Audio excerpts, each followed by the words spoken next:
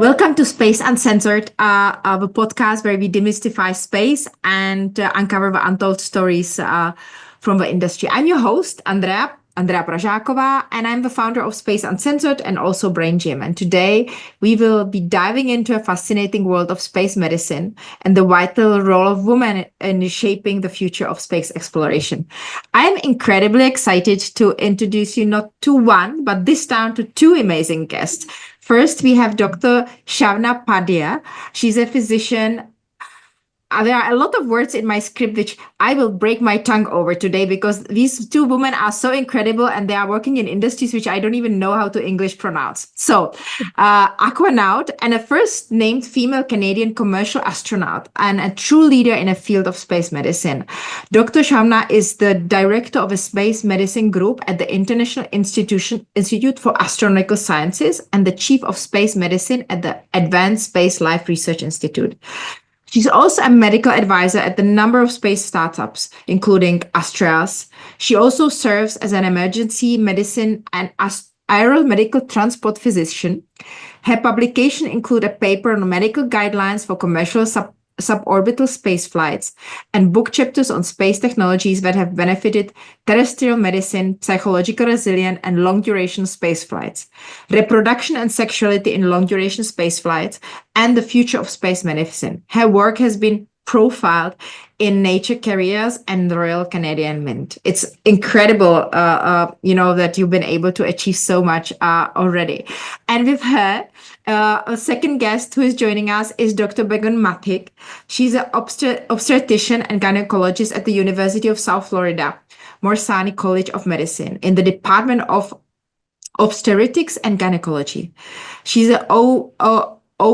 How do you actually say it in English properly? OB-GYN? OBGYN. Yeah. OBGYN. I wish my Czech language would be easier than that.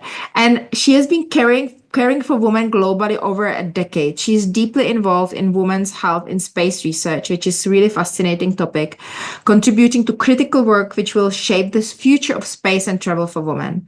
She completed a NASA Aerospace Medicine clerkship in Houston and Johnson Space Center and the STAR training program at the NASA ANAS and IIAS program. Currently, she leads NASA OSDR Female Reproduction Analysis Working Group and also she's also a member of the IISS Space Medicine Group. Recently, she conducted the first gynecological ultrasound during weightlessness and contributed to the Space Omics paper package published in the Nature portfolio.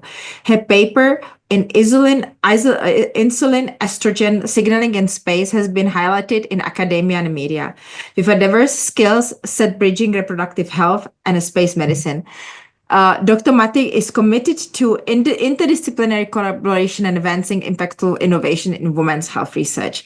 Ladies, this is so incredible, and I'm so nervous because the topic which you are both working on, it's just so interesting. So I am really honored to have you both here. Shawna and Begum, welcome to Space Uncensored. Yeah, thank you so much for having us. This is going to be a lot of fun. Begum and I have started working very closely together over the past year or so, and we're really excited to talk about women's health in space. Thank you so much for this opportunity as well. It makes me curious, actually, before I start with the first question. How did you meet? Yeah, that's a great question because we often try to figure this out ourselves. And truthfully, we've known each other by reputation far before we ever met in person. Begum's probably one of the top, if not top, women's health researchers in the world and in space. And so I knew about her reputation. We'd be in a lot of the same space medicine groups. And then she actually approached me out of the blue about doing a study on one of our last parabolic or zero-G flights, looking at the vaginal microbiome. And then, it snowballed from there. It was a great study. We built on it. And then she ended up coming down to Canada, not just to consent us, but she ended up flying with us. And we did a few more studies. I worked on I led the insertion of IUDs and microgravity, and we can talk about why that's important a little bit later. Begum led another ultrasound gynecological study looking at what our reproductive organs do in 0G, and it just snowballed. It ended up being a really good collaboration, and so the exact moment I don't know because it would have been virtual, but maybe Begum, you remember. So yeah, thank you, Shawna. I think you summarized it so well. It's the same, like, people know Shawna's reputation, like being a successful doctor. She also works in, underserved area, like in Canada, but also like she was involved in many, many different space flight related, like educational activities, parabolic flights, like all extreme environments. So she has a vast experience in that field, and like we all know each other like on different group chats and everything. And as she mentioned, one day I thought that why don't we work together, why don't we do something together. I mean, my initial text to her, it will be fun to work with you at the same hospital as an ER physician and OBGYN, and then we should do like a coffee over space or something together, like an episode. Then after a while, I said that maybe, you know what, we should really collaborate on something together, because she has been also working on women's health in space too. Like she has been involved with other societies and also try to understand the psychological aspects of it, like how reproductive health can be impacted, sexual health, and our psychology. So she has been done some work and published in this area as well. I said, perfect. Like we have different approaches to the same topic. Why don't we work together? Right.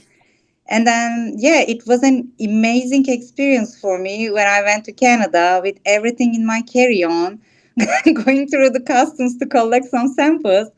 And also, we did an IRB, and I had, like, I cannot define by words, but an amazing experience, because like this research we will talk a lot, it's a little bit different than on earth research that you are planning in your lab or at your hospital. There's so many logistics you need to think about it. You really need a teamwork, you really need to work together, help each other. And Shauna and like her team and the rest of the IIS team were amazing at that flight. Otherwise I couldn't collect the data, couldn't process it, couldn't do the things that we did it together, and her IUD project. So yeah, so I'm very happy to talk Amazing. about it more too. This is great. So allow me to take you a little bit, into the past, and let me start with you, Shawna. When I look at your career, I mean, your career path has been anything but linear. And I'm really curious, what was your aha moment that you realized that you want to combine your medical training in the world of space exploration? What did led you down that path? Yeah, that's a great question. And for me, it started off with being a kid who wanted to be an astronaut, and I simply never grew out of that dream. And it was fueled by two things. So I grew up being fairly adventurous. My parents would take us camping all the time. I did a lot of outdoor education throughout junior high. I did a lot of Girl Guides ever since I was in grade school, all the time, all the way through to high school. So I did a lot of camping, was really familiar with being outdoors, and part of that was being privy to the night sky. When you're away from the city lights, you're just privy to these beautiful, sprawling vistas of glittering nightscapes. And, I would think to myself, I want to be amongst those stars. So that was part of it. And then the other part of it was growing up as a child during the 90s and watching the first Canadian female astronaut, Dr. Roberta Bondar, fly to space. And there's this aha moment where you realize that, hey, Canadian women can go to space. So I thought, okay, well, I want to do what Dr. Bondar does. So let me just follow her trajectory. And I knew that she was a neuroscientist, a physician, and an astronaut. So I thought, okay, let me go study neuroscience, medicine, and then go be an astronaut, because when you're a kid, it's that simple.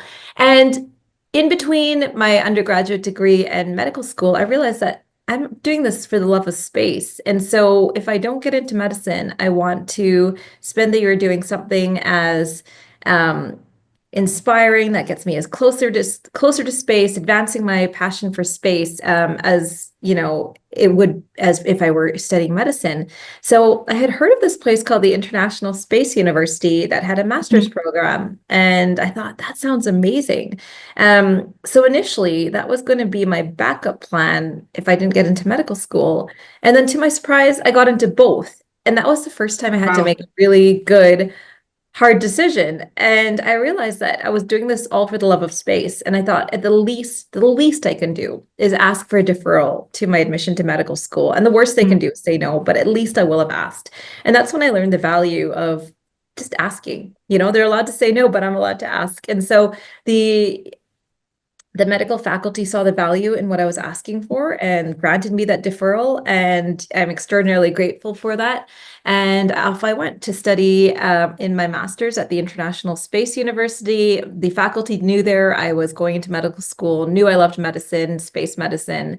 And so as part of that master's program, we get to do a 3-month internship in an area of our choice. And so I was encouraged to check out opportunities in space medicine, and I ended up working in the crew medical support office at the European Astronaut Center with the European Space Right. Agency, which was incredible. That was the first time I realized that people do this for a living, and it was so multidisciplinary as biomedical engineers, physiologists, flight surgeons, and that really lit the spark, because when I came back to medical school, all I could think of were how do I pursue opportunities in space medicine, and then escalated and snowballed from there. It's so fascinating because people who are usually not anyhow exposed or connected to space or new space economy or anything to do with space, they actually don't realize that many of the jobs which we have on Earth can be replicated or needed to be, like you both are, obviously medical doctors, are needed in the area of space. So I love how you phrased it, that, and what you said for space of for love of space. I might steal it because it's really, really beautiful. Begum, now to you. What sparked your interest in the public health and ultimately led you to focus on the unique challenges of women health in space? Because I mean, that specifically, it's so intriguing that you don't go on traditional health, but women's health.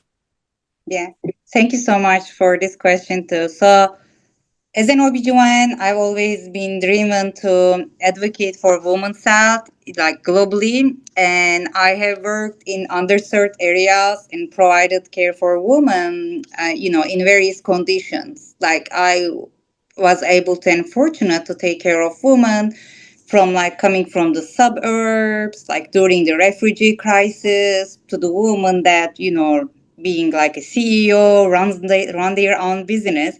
So I was very happy to take care of everyone, like from different background, different ethnicity, different religion. Regardless of that, it was my thing for advocacy for women. And when I go back to my childhood, like Shawna, I grew up in 80s. It was the years for like technology, science, and space. So I have been exposed to a lot. Like, one of my favorite show was Out of This World. There was a teenager girl, half alien and half human. So I really liked it, enjoyed it. I always enjoyed cartoons, like, coming from other galaxies and everything. So it built up, I think, my imagination about Out of This World. And the other thing is that bringing that memories, my mom was a doctor. She was the anesthesiologist, but it's not seeing only my mom as a role model. I was fortunate to meet and hear about the challenges that the first female OB/GYN, obstetrician and gynecologist in Turkey, Dr. Pakize. So I was very fortunate to meet with her because she opened up the first women's health clinic in Turkey, a private clinic, to just specifically help for women in 1949. And my mom was working with her as her anesthesiologist and the CMO of the small clinic. So her stories and dedication to helping women inspired me a lot as a child. So I have that background and the sci-fi background coming from 1980s, and just it's molded in that way. And of course, like I was trained, finished my medical training, my residency in OBGYN in Turkey. I have worked in academia, And having with this background, I relocated to USA, retrained again, and did everything to be licensed and worked here. And I was always in academia, always interested in research, and I was already doing like reproductive health research on Earth. And one day I noticed that why I'm not looking more deep into the space world, which I used to enjoy as a kid. Right. So then, yeah, I just, started to look at the data, what has been published, like what is my question as a doctor? Like if I have a patient in the future coming telling me, I want to go to space, what is the current guidelines, how you're going to consult me? I said, I don't know. And which is true. I mean, maybe we are not there. You need more data to accumulate to create the guidelines. But I noticed that the future will be like that. And yeah, I had so many questions. Then I decided to do more research in this field. It's so fascinating. I had two guests on the podcast, Dr. Rosirene, and she just writes a PhD on how our human bodies react when we get to space, and then I'm calling it not getting seasick, right? For normal understanding. But and another guest, Sabrina Thompson, she patented these astronaut suits for females where you like have a zipper around yourself, so it's much more easier to go to the toilet. And all of these challenges which women have, and obviously will enter any kind of flights out of the orbit. It's really fascinating, these opportunities. And I love the story about your mom. I think I should invite her to speak on the podcast as well. She sounds absolutely amazing. I really liked what you said about how you met, and these almost like 2 degrees of separation. It's really, really wonderful. So it's really amazing to hear how you both found the way into this fascinating intersection of science, medicine, and space. Shawna, can you tell us a little bit more about your experience with the International Institute of Astronautical Sciences, and what is it like to be trained as a research astronaut? Yeah, that's a great question. So, this is the best possible time to be a part of human spaceflight. There are opportunities now that are emerging and that are continuing to emerge that, when we were kids, even when we were training, even 5 years ago, weren't available. And so we're seeing the rise of access to space through commercial spaceflight with companies like Virgin Galactic, who I'll be flying to space with SpaceX, Axiom, Blue Origin, and there's more out there. And so with this comes the rise of a whole new demographic of people who are going to space. And it's simply curiosity that drives me. And so coming back to your question about, how this all started at IIAS, I was just finishing my medical training, and I had just switched residencies actually from neurosurgery to primary care. And part of the reason was, neurosurgery is all encompassing. I had to completely shut down all of my space interests. And so when I switched, I said, I want to go all in on space, because that is the other thing aside from neuroscience that really excites me. So I looked for every single opportunity I could to get back into the space environment. And I had heard about this program that looked at opportunities in suborbital spaceflight. At the time, it was for upper mesospheric and atmospheric science. And I thought, you know what, this sounds interesting. And at the time, it was called Project Possum. And it's since rebranded as the International Institute for Astronautical Sciences. And beyond that initial ground school course, there was just such interest and such success, plus the caliber of people who came to the program were so experienced. The Institute continued to grow. And so one of the first courses was looking at testing spacesuits in microgravity or zero G through parabolic flight. And so for those who don't know, or you may have heard of it, called as the vomit comet. When you're flying in parabolic flight, you're flying up and down like a roller coaster, and following that flight profile, you're falling at the same rate as your airplane, which lets you have about 18 to 20 seconds of weightlessness. And so we went from both advancing technologies, which we continue to do to this day, to running our own science campaigns. And, I participated in a number of these campaigns, and then I was ignited to bring my own science, because I thought, I have a medical filter. I look at everything through a medical lens. And oftentimes my next zero gravity research experiment is simply looking at an Earth-based process and saying, what would this look like in space? And so that was kind of the start of it. So since then, I've done 11 parabolic research flights. I've done 12 total, so somewhere near 190 parabolas. And, the results you get from studying normal physiological processes in the weightless environment can both help inform our understanding of how pathophysiological or disease states happen on Earth, and they can also help support astronaut health. And so that's where it all started. And to be able to take this to the next level as a research astronaut is, it still feels very surreal. So when we come back to this question about how we access space, there's typically the space agency route when you can go as a NASA or Canadian Space Agency or European Space Agency astronaut. Right. But since the rise of 2021, with the rise of commercial spaceflight, you can go access space through these companies that I mentioned. And, you can go as a paying space tourist, you can go as an employee of a company, you can go as a competition winner. But at AAAS, we truly believe that space is the next great research laboratory, and we're forging the path to access and commercial spaceflight through research. And so we had our first commercial suborbital research spaceflight in 2023. I was the medical lead and one of the lead scientists for that mission. So I was part of the ground crew, and Kelly Girardi from our institute flew. And now, it was such an incredible experience. It was such a successful experience that we've since secured our second research flight, and I've been assigned to fly on that mission. And I will fly as early as 2026 to space with Virgin Galactic aboard an all-female research crew, including Kelly Girardi from the US and Dr. Nora Patton, an aerospace engineer, who will be Ireland's first astronaut.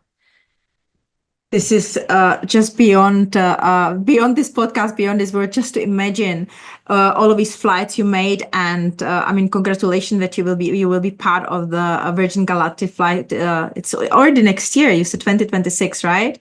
As early as 2026. I think it's I have just goosebumps just thinking about it, that you can do all of these things. And I think it's really inspiring as well for all the girls who are listening to the podcast to see how did a medical doctor with such a passion for space, what journey it took you and where you're going right now. Begum, if you look at all of what Shawna said, what is it for you from that perspective? What would you add to what she's saying? I agree what Shawna already mentioned. I think I always mention that every data is so important, whether it's a analog mission, suborbital flight, actual space flight. Every data point is very important to collect, and we need to make it more standardized. We need to make it more accessible to everyone. So that's what collaboration and open science is very important when we talk about space research. And there are some fundamental differences as well. Like when you do research, you can recruit more patients. Maybe if it's a clinical research, you can edit your sample size, you can do interim analysis, or if it's like a translational size, you can repeat the experiment as well. But when you talk about like the space research, that's that mission, that's that data. So we need to make sure that this will be accessible and like shareable across the platforms. Everyone needs to help each other. And one of the important thing we always mention, like, oh, we have to do this. I think we have to act now, especially if the future like is to make Moon and Mars as a habitat.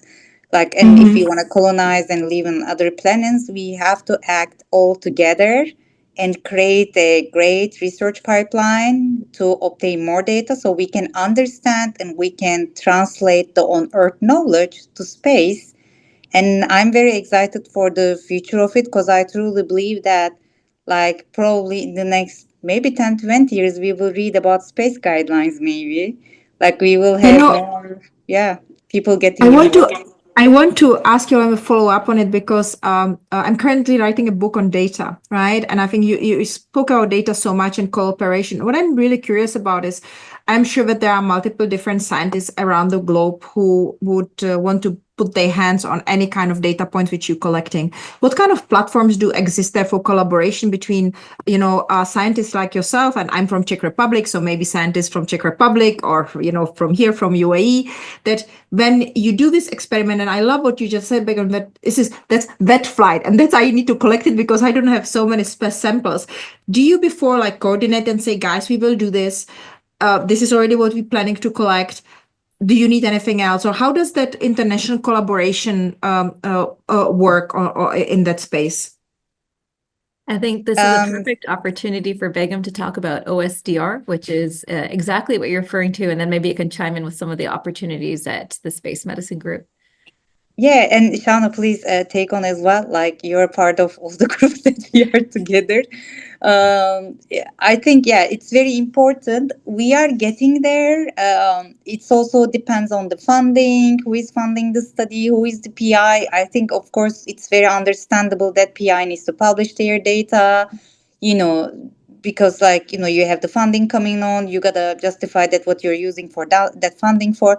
But after that, that's what like the Open Science Data Repository platform, the NASA's OSDR platform, is created an approach for everyone to make science accessible.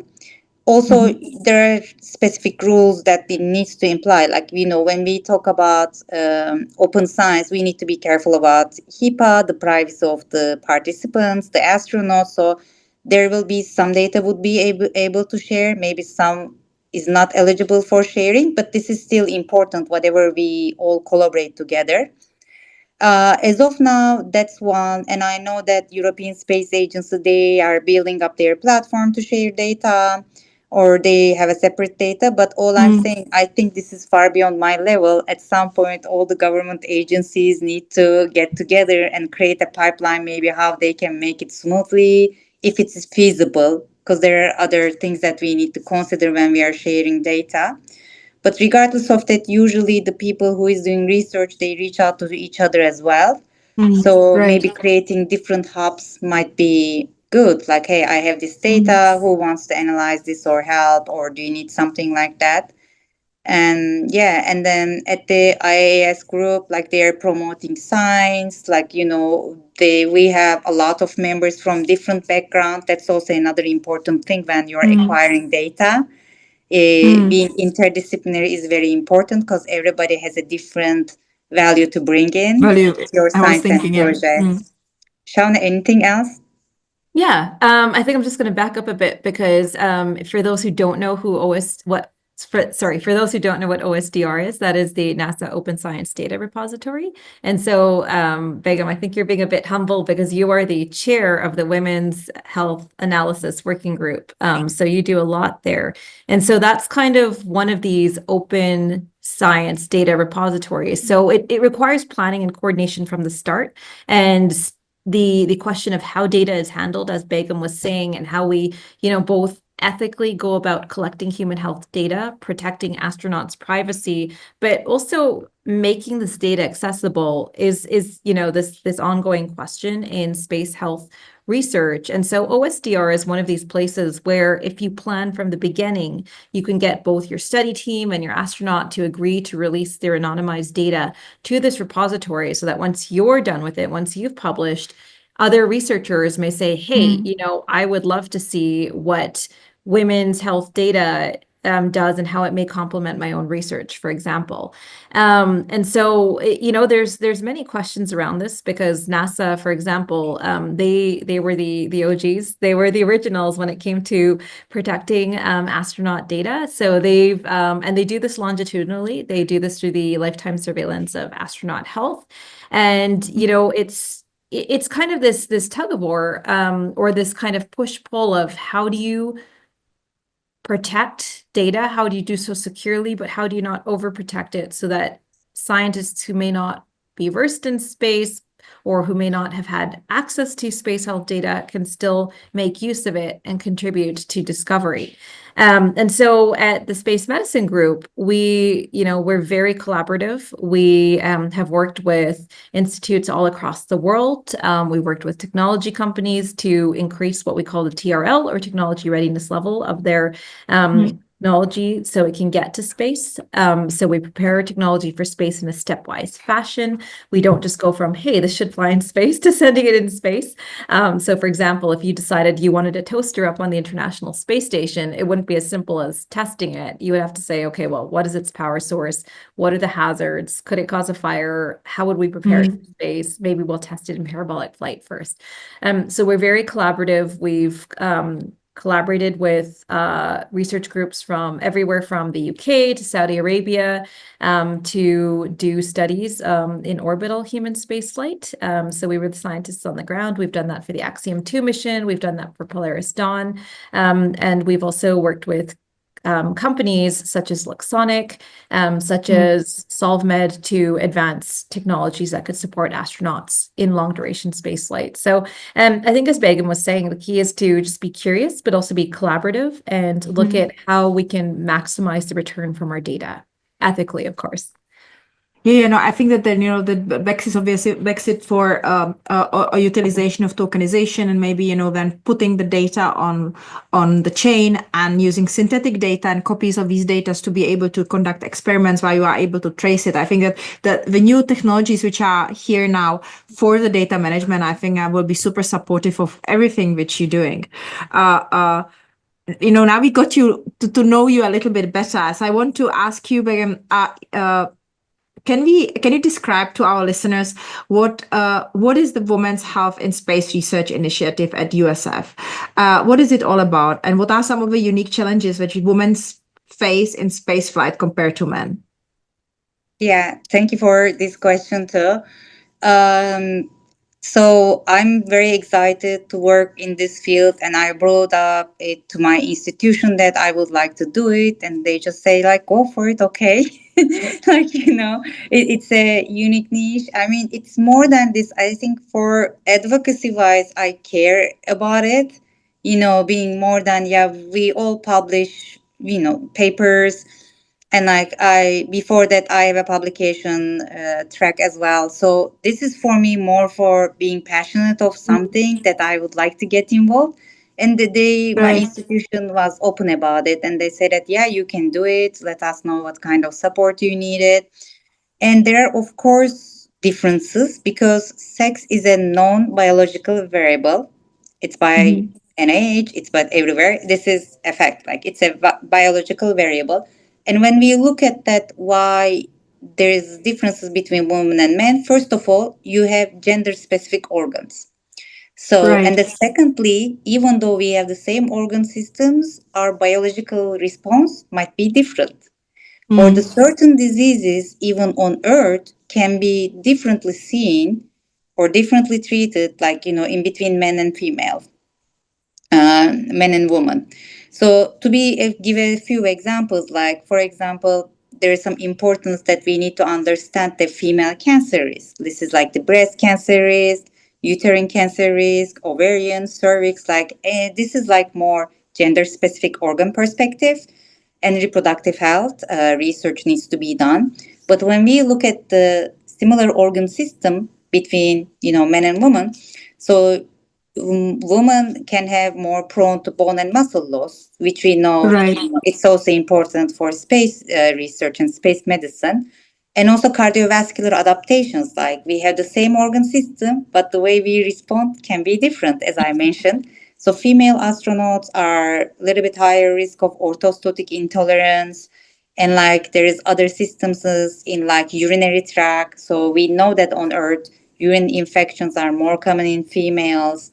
But then also you look at the not only as a biological but psychological differences, Yeah, how we I just respond wanted to things, ask you about that. and Yeah. like the logistics, like as we mentioned, like the spacesuit design and fit, like do we need the different logistics or different environment to accommodate women's needs for the future?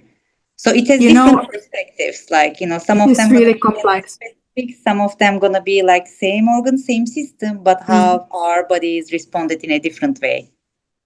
I really like what you also mentioned, the psychological aspect, especially, if you think that women can go into perimenopause anywhere from 32 to 34. And I'm 52, so I'm now in menopause. And I'm just thinking all these psychological changes on top of what's happening to your body. So I wonder, how, with all the data which you're collecting, right? And so what are the next steps from here? If so you have that research, and now so who the outcome of the research, how are then the things being adapted so that the female astronauts really have the necessary support and the necessary treatments physiologically and also psychologically? Yeah, truly, I think that the age-old line that we see in every study is that the summary is that further studies are needed, and that's because when you look at the diaspora of who's been to space, even though we're almost at 700 space explorers to date, 12 to 14% of those are women, and 1% of those are Black women. So women are far in the minority, and part of that stems from the history of human spaceflight.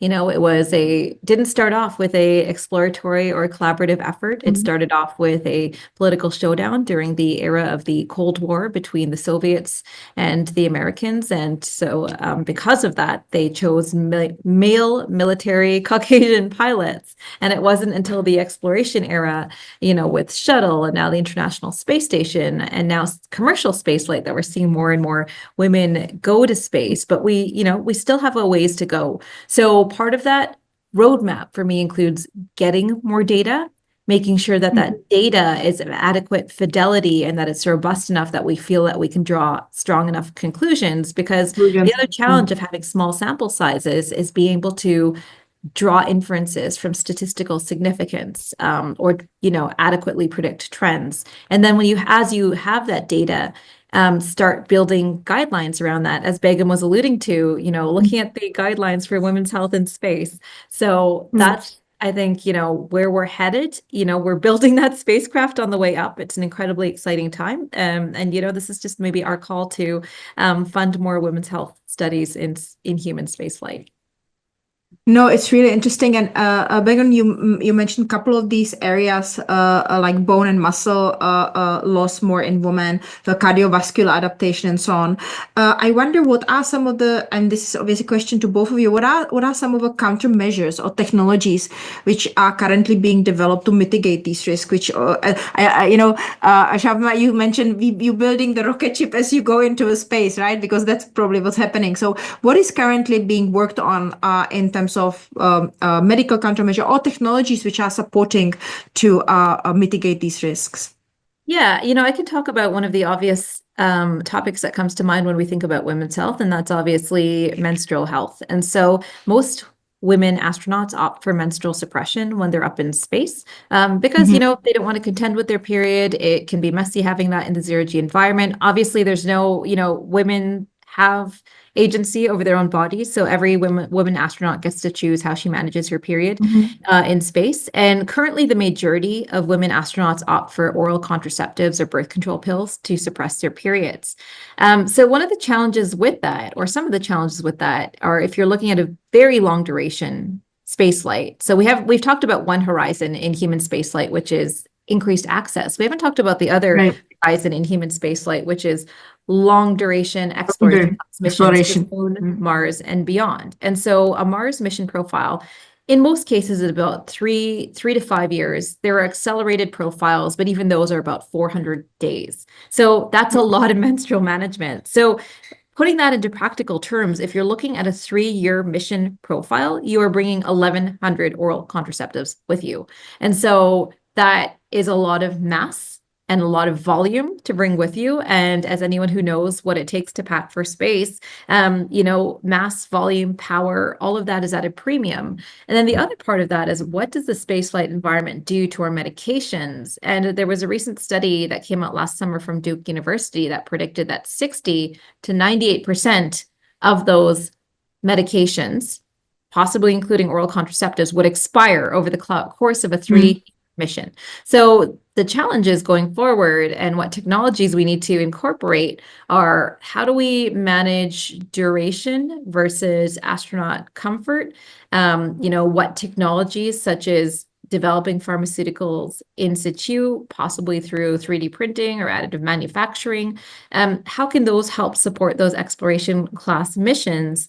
And then, we're coming back to this idea of respecting choice for the women who, want to pursue alternatives other than oral contraception. So women have flown with IUDs. That is a thing that women can do to manage their periods in space. But for the women who want to, just have their periods in space and not opt for any hormonal suppression, is there a way that could be made more comfortable, for example? So also respecting the agency that comes with that. Yeah, I like how you put the different perspectives, right? Not only the female choice that you can, or you want to, or you don't want to suppress, but also the aspect of it represents volume, and how do you get it out there? It expires. Will you be able to 3D print it? I think because I mean, with male astronauts in the past, nobody was thinking about this. And nobody would even consider that wouldn't be a problem, right? Because they don't have it. So I think what I like about it is that it offers so much of opportunity for innovation, and really thinking about how can we solve for it? What is the best solution? Begum, how does your research support and contribute to develop any kind of these countermeasures and improving the understanding of the long-term effects of women in the a long space flight? By the way, I cannot imagine to fly for 3 years. I think it's psychologically even it's very disturbing to think about it, right? But I think that was for another discussion. Yeah, thank you so much. And yeah, my research, because of my background, and I mean, one thing also I would like to always add on, we talk about women's health, but we care about everybody's health. The only reason is that I always keep mentioning about the women's health. Also, it's my background. I'm an obstetrician and gynecologist. I haven't seen male patients like I think at this point 17 years now.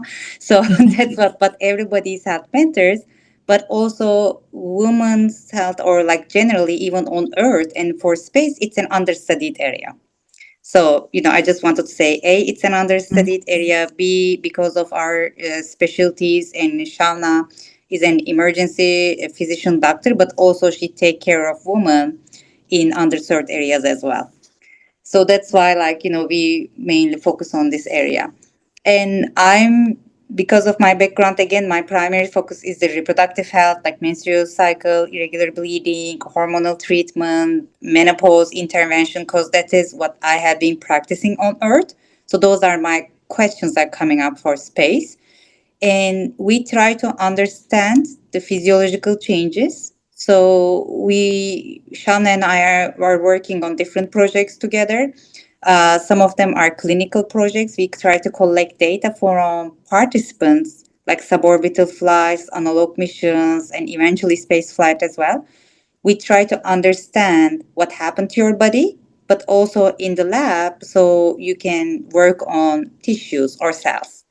So our all overall goal also to identify unique changes, what happens, and try to understand the countermeasures for that. It could be exercise, it could be a supplement, it could be another targeted molecule. So those are all in process. Meanwhile, as Shawna mentioned, that we are thinking about the technological development. So I specifically, that the area that I would like to focus and I try to focus on is using of ultrasound technologies remotely to diagnose like emergencies, pertaining to females, like what kind of gynecologic emergencies you may or may not have, but still like you need to consider about it. Currently, if you have limited data, it doesn't mean that this will never happen. So we need to think about it, how we can implement it in the future if there's a need. So there are technological tools also. I am currently working on it as well, like Shawna.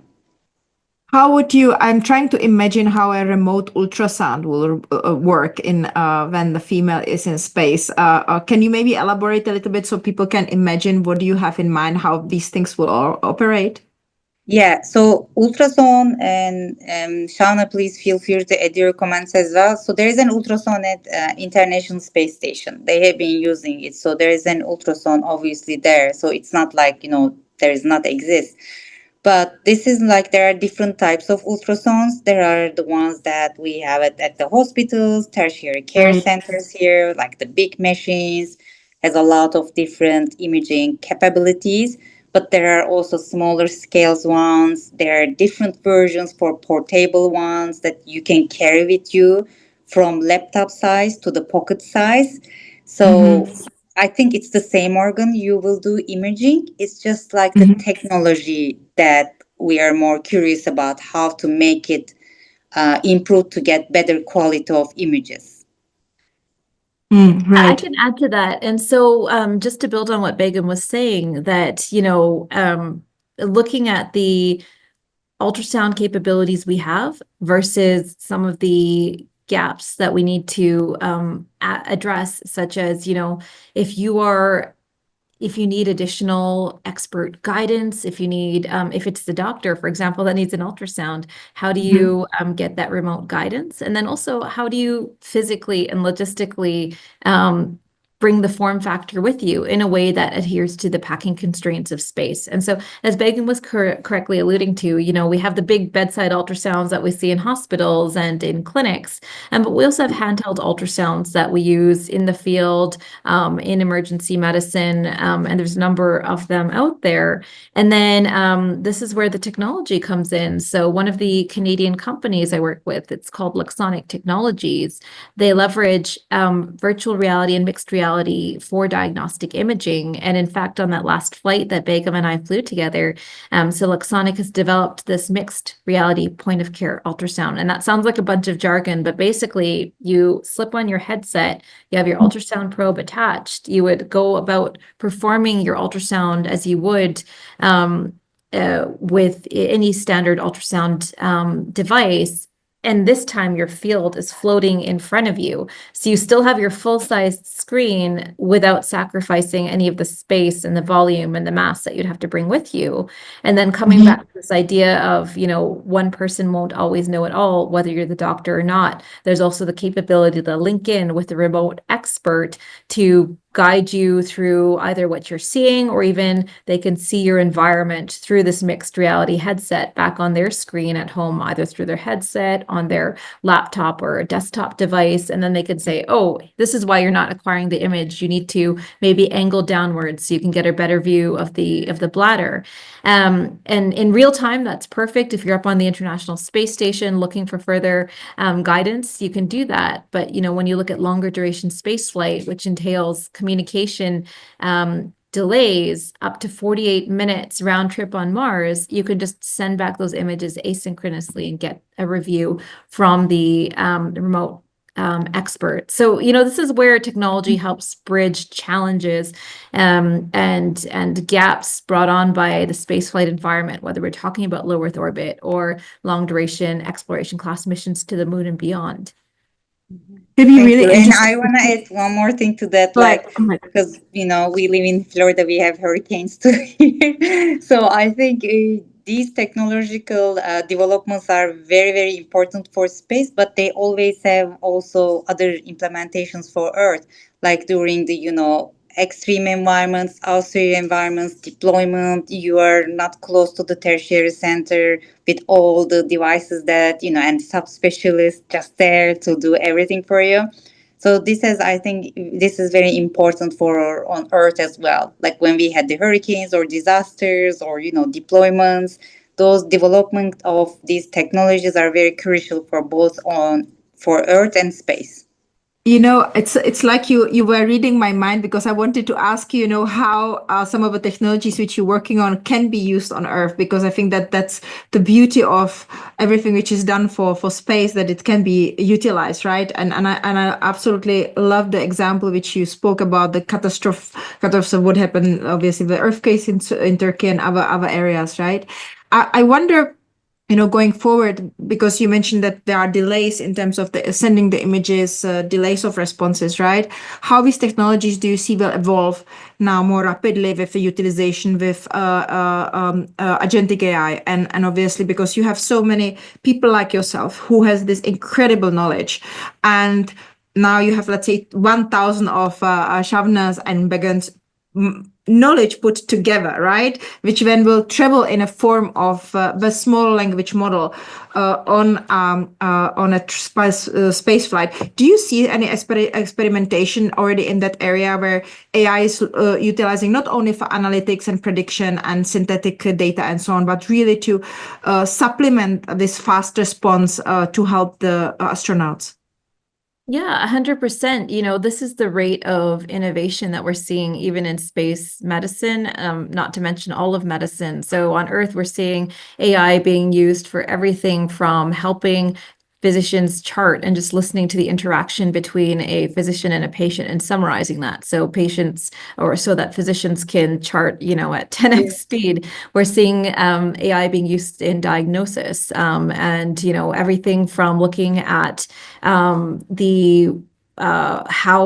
radiologists look at images and their rate of detection versus error, looking at this for skin cancer detection and dermatology. And so this is going to be one of those enabling technologies when we talk about, the extreme case of how does a crew on Mars manage to not just meet the standard of care as on Earth, which is, the minimum, but, with these enabling technologies, set a new standard of care. So even as the physician, you're not going to know it all. Part of being a physician is not just knowing, the state of the art, but knowing where to look up answers when you don't know and know that they'll be trustworthy, and also keep a pace of changing guidelines. Because even if you are the world's best physician and you knew all of the guidelines when you took off from Earth, if you were on Mars for 3 to 5 years, you can bet those guidelines had changed. And so, coming back to the average case of the physician, we all need resources to be able to do our job well. And so having an AI help with diagnosis, looking at pattern detection, looking at early warning signals, and also stepping in when either the physician has reached the limit of their knowledge, if they're, a general practitioner and you have a very, very specific otolaryngology question, or if the physician becomes the patient, AI can be very helpful in these cases. And then also at the same time, being aware of the pitfalls of AI, that, we're still in the era of developing AI capabilities. AI still hallucinate. So kind of walking that fine line between filling gaps, but not being overly reliant on AI. Amazing. Yeah. That's really fascinating.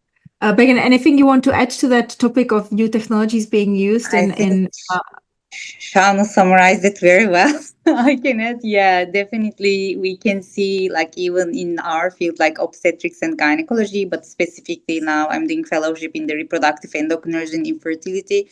So you definitely see the presence of AI and machine learning, like, for example, try to predict the best embryo, the quality and everything. There are companies there are softwares already developed. But there's again like the fine line versus like the error wise, human error and the AI algorithm error wise. So, but it is fascinating to see how technology changes. As I said, like I remember myself like as a kid in 1980s with Walkman, and the internet is coming up on, and my like uncle was like who was from, I think he was born in 1920s, and he had no idea how, he couldn't understand how we sent emails via internet because of the their thing. Now it is just fascinating how things are evolved even in the last 5-10 years, and I'm just excited to see what is coming up more. Yeah, I think your example with the Walkman is, I still remember mine. It was pink like my top. My dad brought it from Germany, and I had this cassette where you turn around and only played 45 minutes each side, right? And then you write on the cassette what songs did you have in, and we recorded it from a radio. I think many people can't even relate to this, that you don't have an iPod or on your phone, you just listen to music. We are almost at the hour, so I want to bring it home, speaking and inspiring the next generation. I think to really, you both are super passionate, obviously, about the boys and girls who will follow in your footsteps, and about the next generation of scientists and engineers. What advice would you have for the young people who are listening to this and who are interested in pursuing careers in space-related fields, but from like Earth perspective, particularly space medicine and women's health in space? Begum, do you want to start? Sure. It's like I always tell people, be open minded, welcome people, welcome ideas, read, continue to learn, because, being in science is you're going to be a lifetime learner. Like you're going to keep up on guidelines. If you're a physician, if you're, scientist, still technology is changing, the environment, the techniques we use can be changing. So you need to be always reading and learning, and just be curious. Like it's the most important thing. Like be inclusive, be curious, try to explore, try to understand. That's going to be the most important thing. And the more knowledge you accumulate, the more research questions you can generate within the field. And yeah, we are excited for the future scientists as well. Space is a beautiful field, and I hope everyone can enjoy like we are enjoying this field. Amazing. Yeah. Sharma? Yeah, that's very well said, Begum. I think you hit it on the nail. So be curious, be collaborative, and even if you're the first in your field, don't let that stop you, because exploration, discovery, and accomplishing hard things was never done by someone saying, oh, that hasn't been done before. I'm not, I better not stray down that path. It was, in fact, people who dared to ask bold questions and then act on them and, test out hypotheses. And then to Begum's point, you're never going to have every single skill set. You're not going to be an engineer, a surgeon, a scientist, as well as a designer and a builder. So, the best part about having your own skill set is working with someone with their own talents and seeing what you can build together. And so for those who may want to do what we do, come to conferences, find those like-minded people, ask questions. That's how I got my start. That's how I started publishing and, creating research questions by saying, what about this question? What if someone hasn't looked into it? So what if I look into it? So, it's the world, the future's still unwritten, and just make space for yourself. I love it, and I love it. I hope for both of you that curiosity is such a superpower of yours. You can feel it through the screen, right? That energy coming. So, my last question before I wrap up, this was a really incredible and enlightening conversation. And if I just look at the screen, from Turkey, Czech Republic to Canada, I mean, it's like United Nations. Really, really beautiful. I want to know what each of you is most excited about the near future of a space exploration and space medicine. What is it what makes you really shiver because you think this is so freaking awesome? Yeah. Shawna, you want to start? Yeah, I can take that question. For me, it's like I said earlier, this podcast, this is the best possible time to be a part of human spaceflight. We're in this era of unprecedented access, both through commercial human spaceflight, both through exploration, class missions, and the challenges, the engineering challenges, the scientific, the medical challenges that come along with that. So I promise you, there are no shortage of questions in space to answer. And so we need all comers, for those who are not sure that we need more people. I promise you we do. So, it's incredibly exciting to be part of human spaceflight. I still can't believe that I get to do this on a daily basis with the people that I get to work with, like Begum. So, come join us. It's a pretty fun place. Amazing. It's the same for me. I think explore, and it's our human instinct to explore and being curious. If you look at the time of our whole evolution and history, we are, we are curious.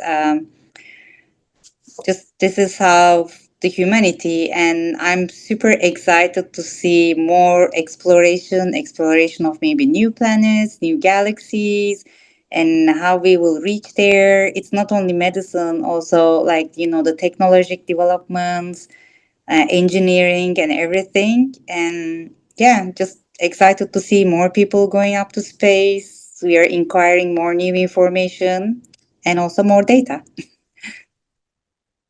Thank you both so much for joining me today. It was such a pleasure having you on Space Uncensored.